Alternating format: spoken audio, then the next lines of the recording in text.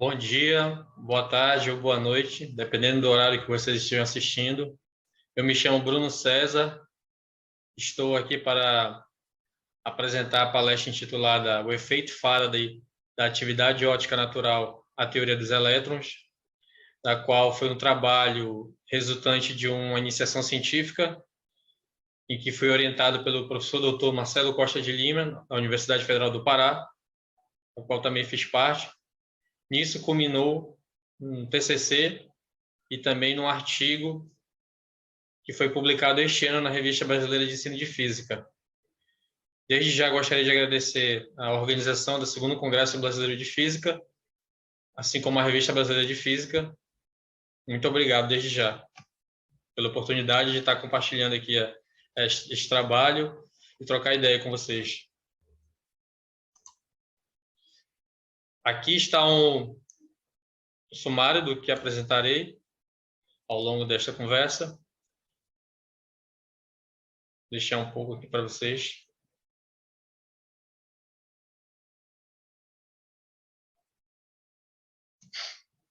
Bom, a descoberta do efeito magneto-óptico por Faraday foi um marco na física porque ela evidenciou experimentalmente pela primeira vez a relação intrínseca entre magnetismo e luz, intermediado pela matéria, neste caso. As abordagens iniciais do efeito magneto-óptico vão partir da atividade óptica natural, já que este efeito ele também é uma atividade óptica, só que magneticamente induzida. E também vamos partir da descrição dinâmica da birrefringência. Vamos iniciar um tratamento na elastodinâmica, a partir da elastodinâmica da luz e com a transição para a tentativa da descrição eletromagnética. Vamos indicar dois mecanismos, levando em consideração a hipótese iônica da matéria, e um destes mecanismos vai ser depurado pela eminência do elétron. Vamos verificar isso mais à frente. Aqui eu destaco os marcos importantes, né?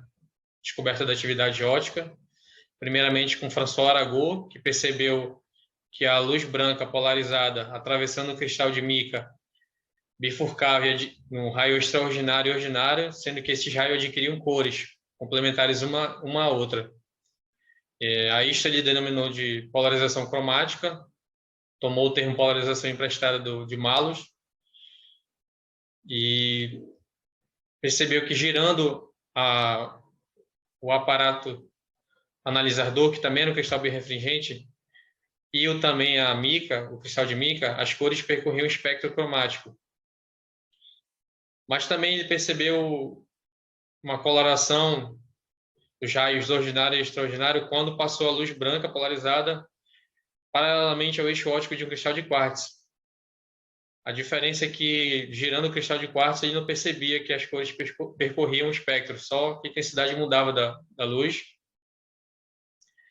E já girando o analisador do cristal birrefringente, que geralmente era o espato da Islândia, ele percebia a coloração perpassando o espectro cromático.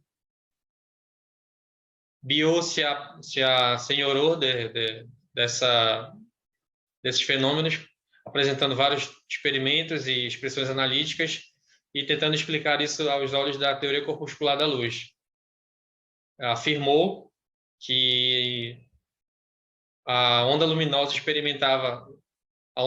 era cheia de moléculas, entre aspas, as quais essas moléculas experimentavam forças dentro do meio material, do cristal, sendo que as forças polarizantes ordinárias faziam com que as moléculas tentassem se alinhar paralelamente ao eixo óptico, e as forças polarizantes extraordinárias, que ele chamou, faziam com que essas moléculas tentassem se alinhar perpendicularmente ao eixo óptico, sendo que essas forças também comunicavam oscilações dos polos dessas moléculas, sendo essas oscilações dependentes de cada cor do espectro. Assim, ele tentou explicar o fenômeno na mica, E já no fenômeno do cristal de quartzo, ele observou que se tratava de uma rotação do plano de polarização da luz, quando a luz atravessava o eixo óptico do cristal de quartzo. Isso ele tentou explicar, dizendo que as moléculas também experimentavam, além disso, rotações, faziam rotações em torno dos seus centros de gravitação. Ou seja, uma explicação totalmente mecânica, levando em consideração a teoria corpuscular da luz, que ele herdou de Newton, e que Laplace também corroborava com essa ideia, além de Malus. Ele também descobre em líquidos esse fenômeno do cristal de quartzo, mais precisamente no óleo de terebentina. Isso faz ele intuir que a polarização rotatória ela não estava atrelada a uma estrutura cristalina, não dependia da estrutura cristalina, mas era uma intrínseca das próprias moléculas compostas da onda, que a onda luminosa compunha. Ele concebe a lei experimental dele para a rotação do plano de polarização do quartzo, que ele chama de polarização rotatória. Só que antes, as polarizações que ele explicou do cristal de mica, com essas oscilações, ele denominou de teoria das polarizações móveis. A polarização rotatória, ele vai conceber, levando em consideração a ideia de Newton da teoria dos acessos, né? Ele vai dizer que isso vai depender do comprimento do quadrado do comprimento, vai ser proporcional ao quadrado do comprimento dos acessos, assim como da espessura da lâmina. A partir disso, a gente apresenta a equação 1, que é a lei de Biot, que é a rotação do plano de polarização da luz, aqui dependente da espessura D, e do inverso do comprimento de onda ao quadrado. Note que é uma expressão anacrônica, já que ele não via a luz como uma onda, mas como moléculas, e a gente tomou a liberdade de expressar ela assim, anacronicamente. Porém, existiam também físicos que advogavam a favor da teoria ondulatória da luz, e o mais proeminente dele, importante na época, foi Fresnel. Em 1819, junto com Arago, eles fizeram um experimento em vista de tentar verificar a interferência da luz, que era uma propriedade ondulatória, na explicação das cores do cristal de mica, que Arago tinha percebido. Acontece que eles não verificaram, eles verificaram que o raio extraordinário e ordinário não interferiam um no outro para a produção das cores. Isso fez ele intuir que a luz poderia ser uma onda transversal, e para isso ele, em 1821, elaborou um éter, um novo tipo de éter, que era infinitamente rígido à compressão e cisalhante e elástico às ondas cisalhantes, introduzindo a matriz dele, 2, aqui na equação 2, em que no cristal biaxial essa matriz vai ter 3 eixos de elasticidades que a onda luminosa vai experimentar dentro do meio, que é representado por A quadrado, B quadrado e F quadrado. Assim, a partir disso, Fresnel vai explicar tanto o efeito ao fenômeno no cristal de mica quanto no cristal de quartzo. Ele explica as cores que surgiram no cristal de mica, dizendo que quando a luz penetra o cristal, ela bifurca no raio extraordinário e ordinário, sofre uma dupla refração e bifurca. Quando ela chega no analisador, que também é um cristal birrefringente, que era o espato da Islândia, ele sofre nova bifurcada, raio desse sofre nova bifurcação com outras direções, e a partir disso eles vão se interferir, produzindo as cores.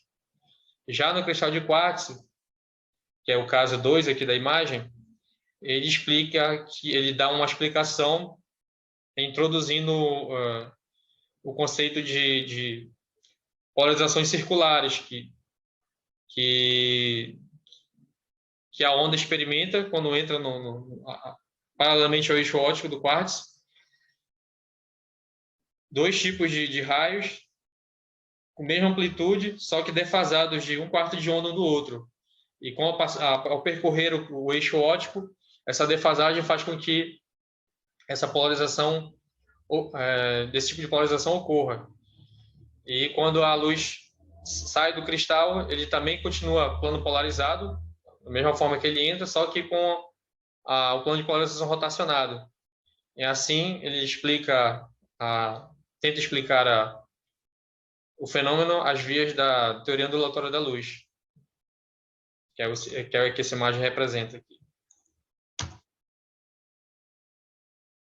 Bom, o legado que Fresnel deixou foi de uma tentativa de produção da dinâmica explicativa dessa birrefringência circular. Fresnel, explicando isso às vias da teoria ondulatória da luz, da nomenclatura, né, de polarização linear, que é do caso do cristal de mica, e a polarização e a birrefringência circular. E aí, a partir disso, McCulloch vai postular uma equação, é o primeiro que vai tentar fazer isso, né? Uma equação com as equações diferenciais, para tentar explicar a birrefringência circular, porque antes dele havia tentativas já como a de Cauchy, a de Green, por exemplo, mas que levava em consideração só a birrefringência linear. E aí ele postula a equação 3, a qual aqui, do lado direito, você percebe que tem a parte que representa a birrefringência linear, que está relacionada com a matriz de Fresnel, e a parte da dispersão rotatória. E aí a gente introduz aqui um campo eta, que representa a onda puramente transversal, que é dada por 4, né? A rotação dessas deformações da luz. E se a gente tomar o divergente, né, na equação 3, a gente verifica que as ondas, esse meio de McCulloch, ele não propaga ondas longitudinais ou acústicas.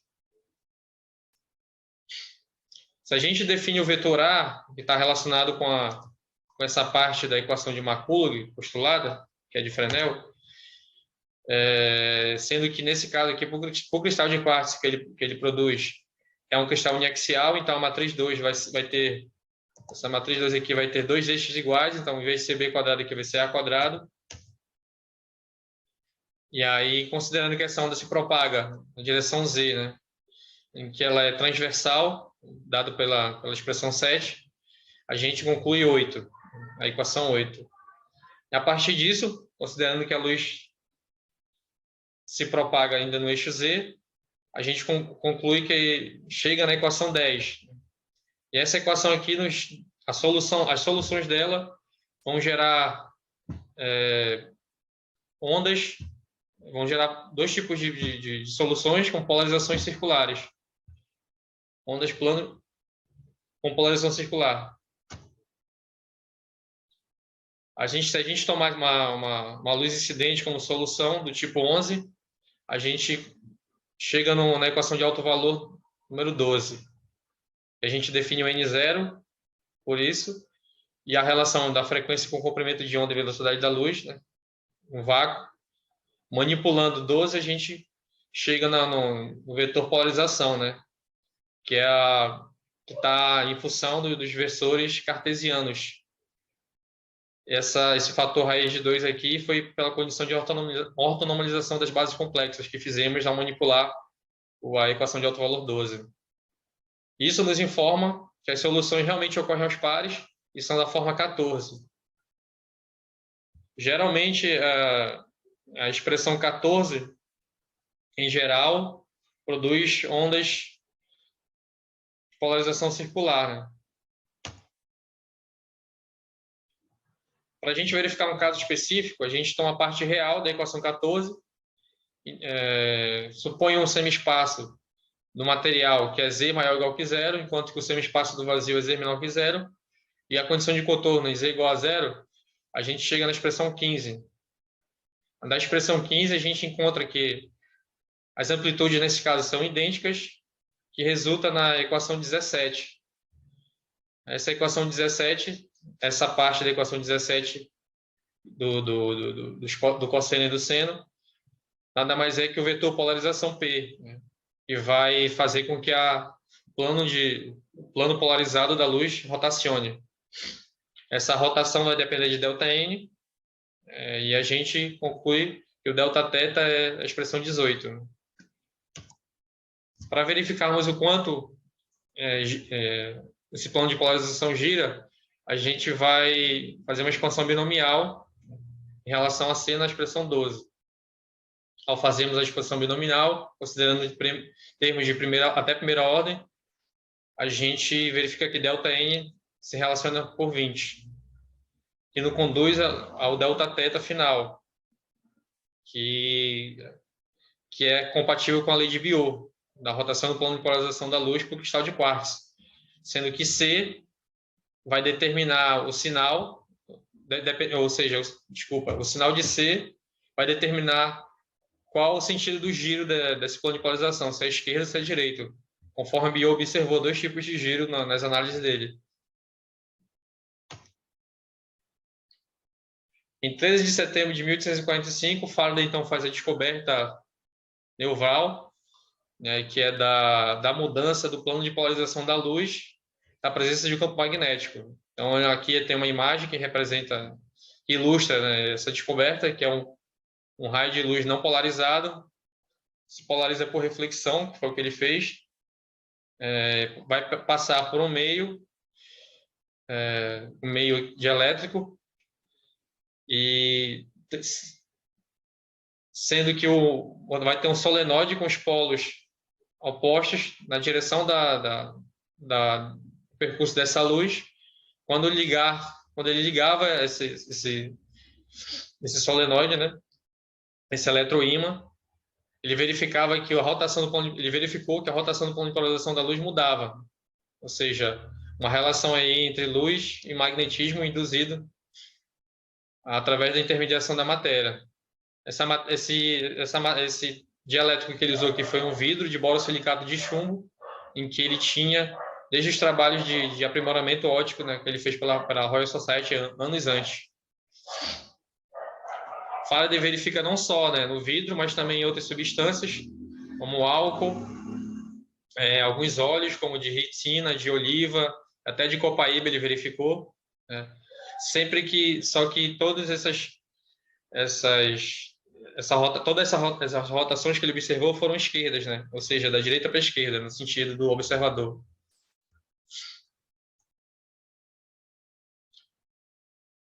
Como eu já disse, fez análise em outros tipos de meios ativos, né?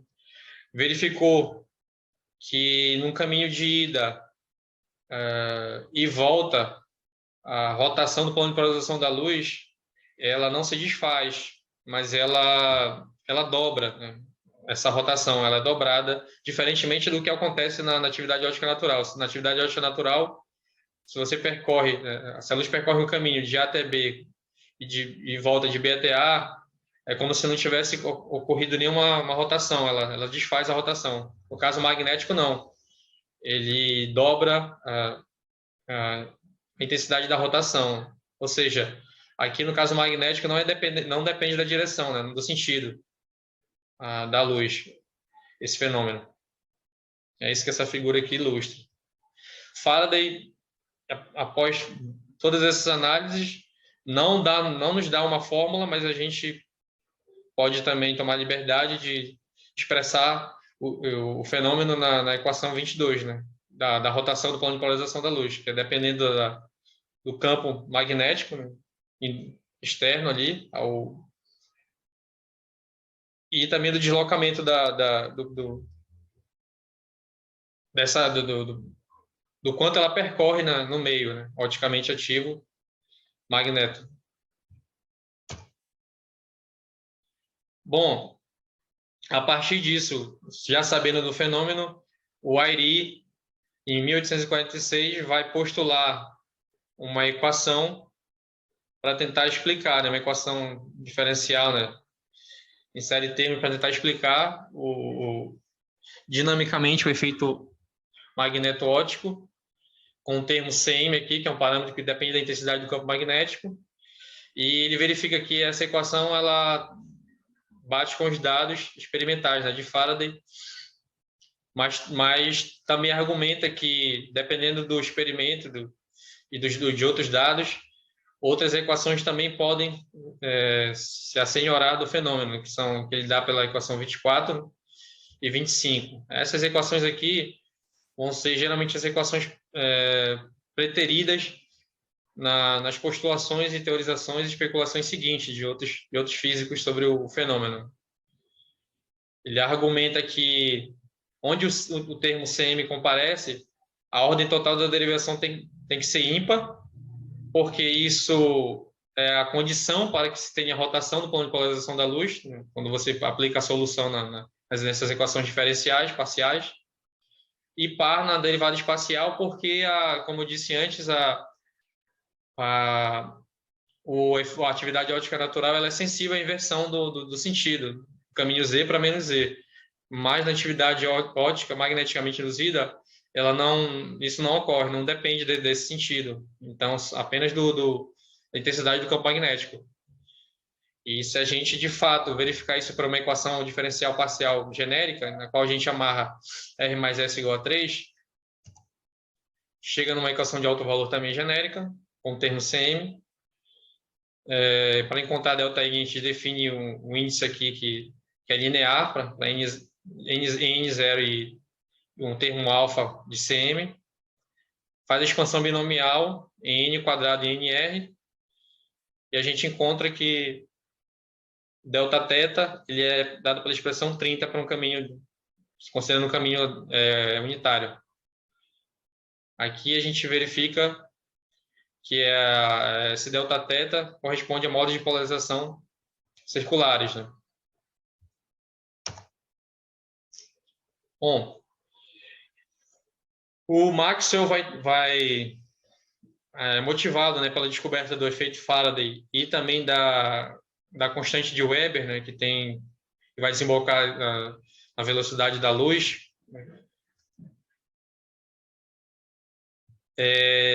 cria, né, um modelo que é chamado de vórtices moleculares, e com esses vórtices, com esse modelo ele explica, né, que o éter é composto de vários vórtices e que cada unidade desse vórtice tem uma cápsula que contém um meio etéreo, e com isso ele explica os fenômenos da eletrostática, da magnetostática, e a tentativa final desse modelo é explicar o efeito magneto-óptico, né? Então, para um vórtice específico, ele vai dizer que esse vórtice tem um momento angular dado por 31, né? E que a passagem dessa onda vai provocar um turbilhão e uma tensão, né, nesse vórtice, e um torque dado por 32. E esse estado de tensão dado, a gente verifica em 33, com a passagem da onda, que é o tensor, né? Tensor de tensões. E a reação, né, da onda sobre a dinâmica da própria onda desses vórtices, a gente verifica tomando divergente desse tensor, né, que é dado na expressão 34. Para a onda transversal propagando em Z, paralelamente ao campo magnético, a gente chega na expressão 35 para essa força de reação. E essa força de reação vai ser inserida na equação da onda. E a dinâmica vai ser dar por 36. Favorecendo uma das equações de Airy, que é o caso da equação 24, que a gente já passou por ela. E, nesse caso, o ângulo de rotação do plano de polarização vai ser dado por 37, né, o Δθ. Embora o modelo de Maxwell criado neste momento seja muito engenhoso e bonito, ele falhou essencialmente porque o μ, essa rotação vai depender do parâmetro μ, que é a permeabilidade, né, magnética. Só que esse μ, se depender dele, vai sugerir que o efeito Faraday ocorre no vazio. E não foi que o Faraday descobriu, né? Faraday não percebeu que esse efeito ocorre no vazio, e nem em gases a princípio, né? Então, esse modelo sugeria isso. Além disso, se R, né, que é a proporção espacial desse vórtice, ρ sendo constantes, né, positivas, a inversão da rotação do ponto de polarização da luz induzida magneticamente, ela recairia sobre μ também. E só que μ também é positiva, é uma constante positiva, então não explica o outro sentido de rotação, que foi observado em sais de ferro por Émile Verdet, paralelamente à abordagem de Maxwell. Então, nesse sentido, ele falhou, primeiramente. A partir disso, ele vai construir a sua teoria eletromagnética da luz, mas já para uma abordagem não mecânica, mas lagrangiana. Ele constrói ela em 1865, que é famosa pelas suas equações, né, diferenciais. E é isso. Ele volta a tratar o efeito Faraday já no Tratize, né, em 1873. Deixa de mão a abordagem lagrangiana e volta para a mecânica, né? Tomando 38, né, que é uma equação, a equação 38, ele vai ser inspirado pelo modelo de Helmholtz sobre a dinâmica dos movimentos turbilionares, na qual ele vai acoplar ao setor cinético, né, dessa lagrangiana, ele vai acoplar os dois turbilhões, o turbilhão da própria onda, das distorções da própria onda, junto com os turbilhões provocados por essa onda no campo magnético, os turbilhões magnéticos. Nisso ele modifica o setor cinético, né, de 38, fazendo a variação a gente chega em 41, a equação 41. Se a gente supor que o potencial elástico é dado por 42, já que ele não diz que tipo de potencial é este, a gente vai, por efeito de comparação, considerar o mais simples, que é uma forma quadrática, dada por 42. Então, a variação da densidade lagrangiana total fica dada pela expressão 43. E do princípio da minimação, né, desprezando os termos de fronteira, a gente encontra a dinâmica da onda, que é dada pela equação 44, né, que essencialmente substitui os termos, né, μ, que estava relacionado com μ lá na primeira abordagem dele, com o termo c aqui. E o ângulo de rotação é dado por Δθ, é dado por 45, onde c carrega essa ignorância do modelo, já que ele não justifica, né? Ele só supõe que se dá pelo esse acoplamento dos turbilhões desse modelo. Então, C carregaria essa ignorância do modelo aí. E, de novo, esse modelo vai ser refutado pelo Verdet, porque o Verdet vai analisar dados de duas substâncias que vão ser que têm um poder de dispersão muito alto e vão ser incompatíveis com o modelo de Maxwell. Então, de novo, ele vai ser... E Maxwell diz que esse modelo é provisório, mas reforça que, no final das contas, ele acredita que esse meio etéreo e essas relações são dadas por turbilhões, né? Maxwell não tenta explicar com base nos campos eletromagnéticos, né, da teoria dele. E isso vai ficar a cargo dos pós-maxwellianos, né? Dos maxwellianos, né? Pós-Maxwell. E um deles foi Rowland. Rowland, a partir da descoberta do efeito Hall, que é o efeito Hall, que é uma força eletromotriz, né, percebida por Hall nas laterais de uma lâmina, com um campo perpendicular magnético aplicado a ela, né? Isso, uma corrente passando nessa lâmina. E é dado pela expressão, esse efeito é dado pela expressão ação Hall, né? Pela expressão 46, em que R é uma constante, né? Rowland imaginou, então, que se essa nova ação Hall fosse aplicada também a dielétricos, sendo a luz, né, uma distorção elétrica, a rotação de polarização da luz a partir do campo magnético, né, interagindo com o campo magnético, estaria explicada, né? E ele pediu para o Hall observar, para o Edward Hall observar se essa nova ação em dielétricos também era notada, a qual ele não notou. Mesmo assim, ele disse que poderia ser coisa de experimental, que poderia ser muito sutil, que experimentalmente não fosse descoberto. E ele teorizou que isso, né, na corrente de deslocamento, né, ele, pela mesma ação Hall, no dielétrico, seria essa relação aqui 47, considerando a corrente de deslocamento, né, ou deslocamento elétrico. Então, a equação de Maxwell relevante agora para esse pensamento de Rowland seria do campo elétrico induzido com esse termo adicional, dado por 48. Uma vez que da lei de Faraday, a gente obtém a expressão 49, né, com essa modificação. Já a lei de Ampère-Maxwell permanece na sua forma usual, e se a gente fizer, né, a relação, né, entre ambas, considerando que os campos são solenoidais, né, como o Maxwell sempre considerou, ou seja, o divergente do potencial vetor magnético A é zero, a gente aplicando a derivada temporal, em 48 a gente obtém a expressão 51. A gente nota que a expressão 52,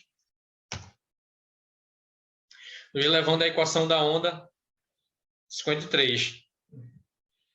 A equação da onda é essa que vai ter o parâmetro aqui de Hall, né, da ação Hall, RH.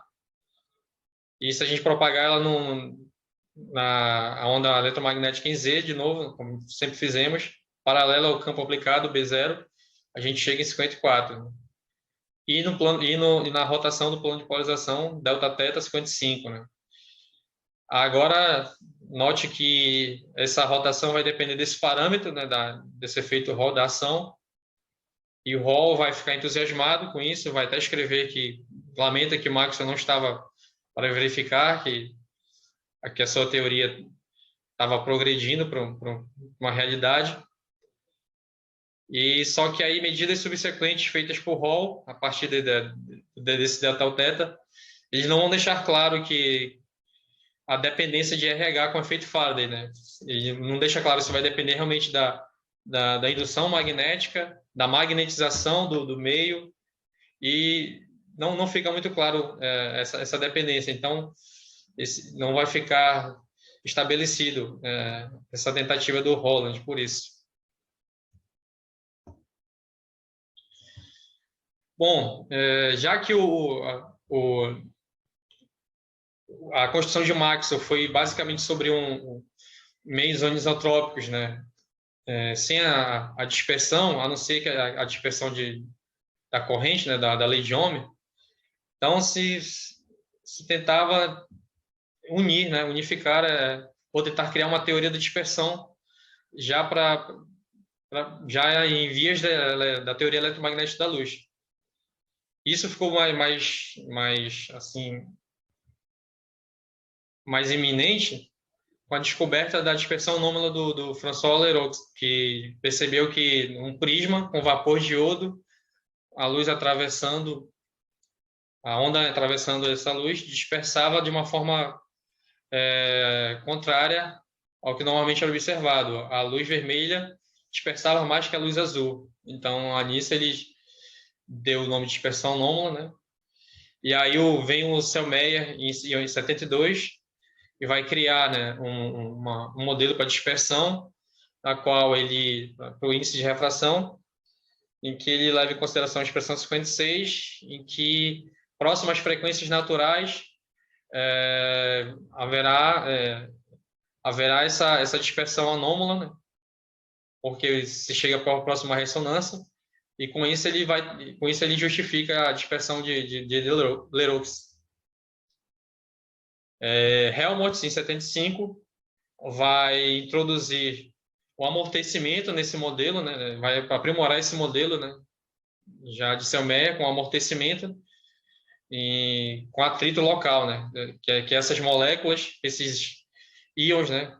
Sentem, né? Na presença, na passagem da onda, vibrando, e aí ele vai acoplar duas equações, né? Que daqui é dada por 57 para o movimento do éter, né? Que sofre a reação do ente, né? Da matéria, e assim como para o átomo ressonante, que ele chama a passagem da onda luminosa. Essas duas expressões aqui mostram uma reação da outra, né? Invertido. Bom, a partir da descoberta, né, das ondas eletromagnéticas produzidas em laboratórios por Hertz, né, que são ondas que foram previstas nas equações de Maxwell, né, que não é a luz, mas que tem as propriedades como a luz, né, de refração, reflexão, entre outras. E isso vai cada vez mais levar para uma abordagem, para uma tentativa de sintetização, né, da dispersão eletromagnética, né? Então, Helmholtz vai pegar aquele modelo dele que ele criou mecanicamente, vai tentar trazer uma tradução, né, para o contexto eletromagnético, dizendo que íons carregam polarizações elétricas e que o éter ele é gerido pelas equações de Maxwell, e a dinâmica das polarizações desses íons que gerariam ação dispersiva, ambas acopladas. Em 1892, o Lorentz vai estabelecer que os íons vai conceber que os íons possuem carga, né? Que essas cargas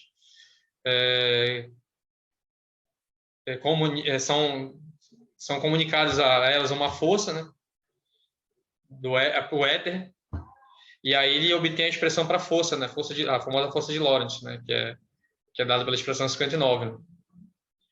Combina a dinâmica da partícula de massa com a dinâmica da onda eletromagnética e obtém a expressão índice de refração 60. Essa expressão que até hoje a gente usa nos cursos de eletromagnetismo clássico, né? Drude também era um apoiador da teoria eletromagnética da luz e vai propor dois modelos, né, para tentar sintetizar, né, a hipótese iônica na ótica, né?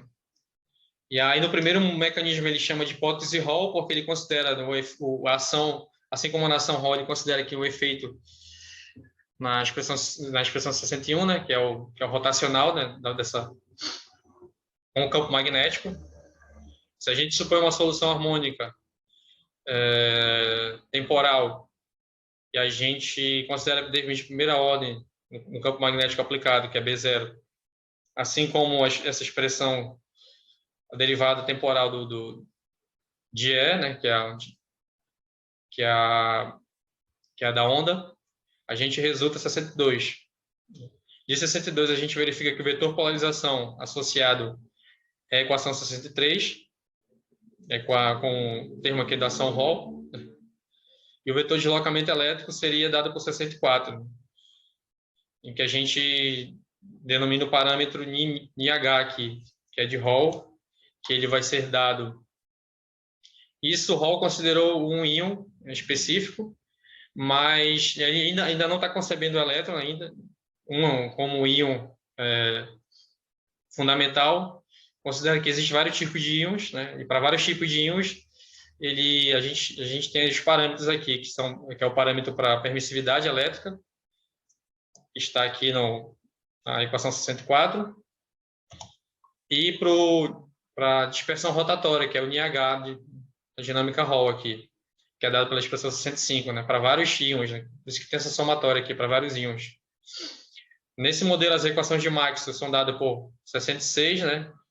Que é a equação aqui a lei de Faraday, na sua forma usual, e a modificação com a ação Hall na equação de Ampère-Maxwell, aqui na expressão 66. A onda, de novo, paralelamente ao campo magnético B0, na direção Z, se reduz a dinâmica 67, né? E conforme 30, obtemos a dispersão, a rotação do ângulo do plano de polarização da luz, dado por 68, tá com o termo aqui em H. Na segunda abordagem, o Drude considera que a dinâmica é dada por 69.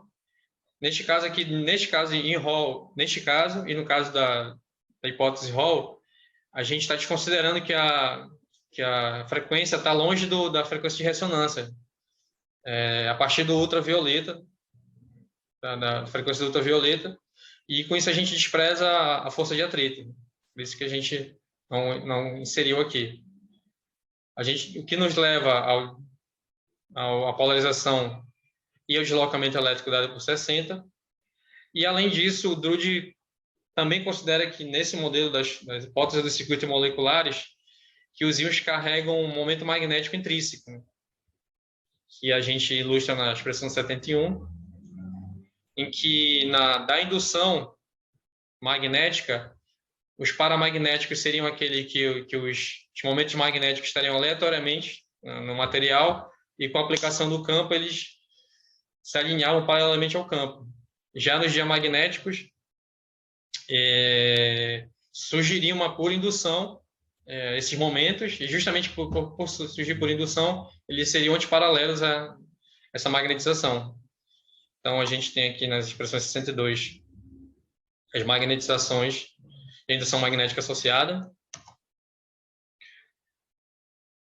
A gente vai, como esses pacotes carregam magnetizações, essas oscilações vão provocar uma correção na lei de Faraday, que é dada em 73. A gente introduz um parâmetro, de novo, para vários íons, que é o Ni-M, dependendo da magnetização, Ma.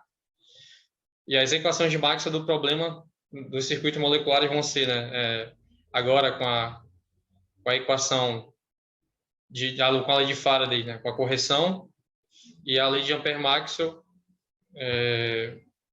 da forma usual. A equação da onda, neste caso, é dada por 76, que a gente tem a presença aqui do parâmetro Ni-M, né, da circuitos moleculares, e a gente vai verificar que a rotação vai depender desse parâmetro, né, do grau e do tipo de magnetização induzida pelo campo aplicado. Ou seja, neste modelo ele vai abarcar tanto os paramagnéticos quanto os diamagnéticos. E a fórmula de dispersão rotatória, ele vai sempre conceber dois parâmetros, que é A e B, sendo que A e B é dado, neste caso, pela expressão 79.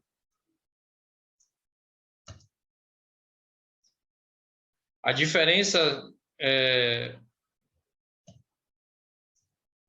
em 78 é para a dispersão ordinária, para o índice de refração da dispersão ordinária. Esse 78 ele vai ser igual a ambos os modelos.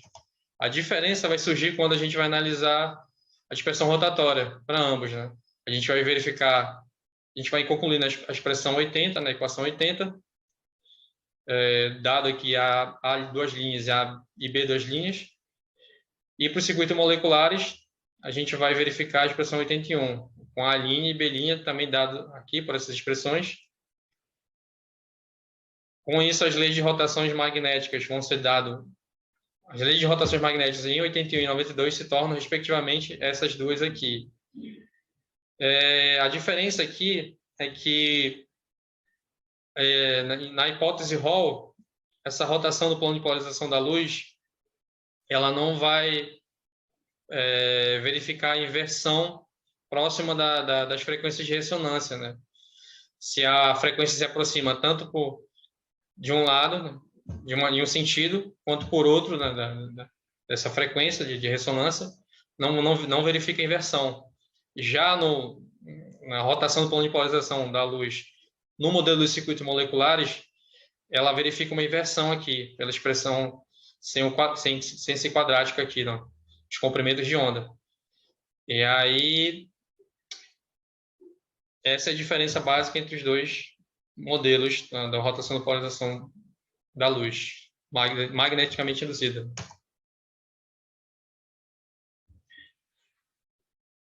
Nos anos de 1890, né, o elétron vai se estabelecer. Em 1891, o Stoner vai chamar a carga elementar associada ao hidrogênio de elétron, né? Essa carga que já era conhecida dos fenômenos eletrolíticos, né, de Faraday. E em 1896 o Zeeman vai descobrir um dubleto na emissão de sódio, E o tripleto, quando o campo magnético é aplicado paralelamente, né, ao vapor, e o tripleto na emissão de radiação quando o campo magnético é aplicado paralelamente, né, ao sódio. O Lorentz vai descrever esse novo efeito com base na teoria dos íons dele, estimando uma relação carga-massa dada por 83. E estabelece também que eles eram negativos, né? Após isso, Perrin, Wischer e Thomson vão determinar os estudos de raios catódicos, né? E vão chegar à mesma relação 99, que vai estar bem depois, foi colocado antes aqui. Thomson traz novas evidências de que esse corpúsculo catódico é o mesmo presente nos raios catódicos, no efeito termiônico e na emissão beta radioativa, né? É o mesmo do efeito Zeeman. O Lorentz também e o Zeeman vão verificar que a carga desses dois íons, ela é a mesma, apenas com o sinal oposto, né? Ou seja, que a diferença vai estar na massa, né? Que a massa de H vai ser 10 a terceira ordem de grandeza maior que a massa de